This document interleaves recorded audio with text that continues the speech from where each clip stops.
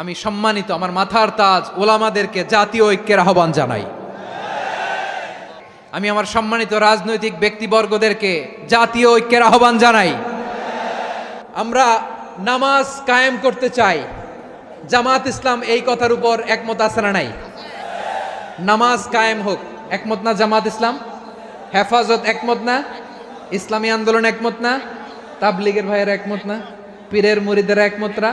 আপামর তাওহিদি মুসলিম জনতা একমত না? তাহলে নামাজ কায়েম করতে হবে। নামাজ কায়েম করতে হবে এই কমন গ্রাউন্ডে আমরা সবাই একমত, ঠিক কিনা? যাকাত আদায় করতে হবে, সবাই একমত, ঠিক কিনা? নারীদের পর্দা করতে হবে, শালীন পোশাক পরতে হবে, একমত সবাই, ঠিক কিনা?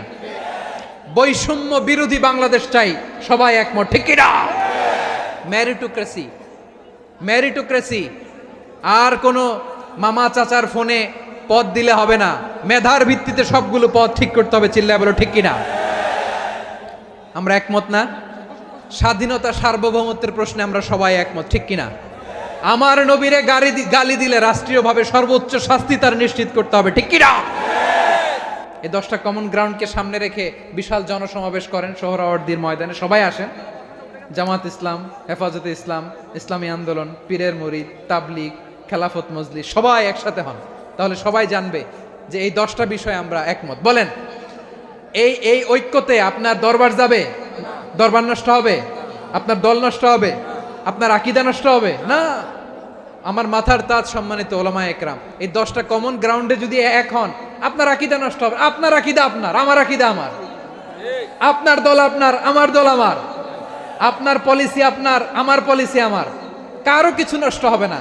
কিন্তু যে বিষয়ে আমরা সবাই একমত, এরকম 10টা মৌলিক পয়েন্টে আমরা একমত হতে চাই কি চাই না? এতে কারো কোনো লস নাই, কারো কোনো ছাড়ও দেয়া লাগবে না, কারো দরবারও যাবে না, কারো দলও নষ্ট হবে না, কারো আকীদাও নষ্ট হবে না। আমার আকীদা আমার, আমার দল আমার, আমার সব ঠিক আছে।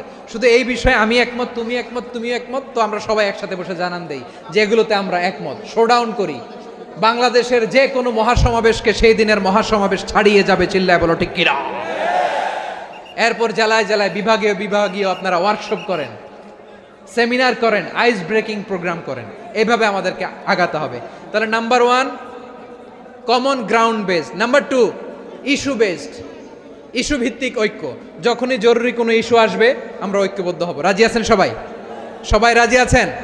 আল্লাহ তাআলা আমাদের সবাইকে ঐক্যবদ্ধ জীবন ধারণের তৌফিক দান করুক, আমরা পড়ি আমিন।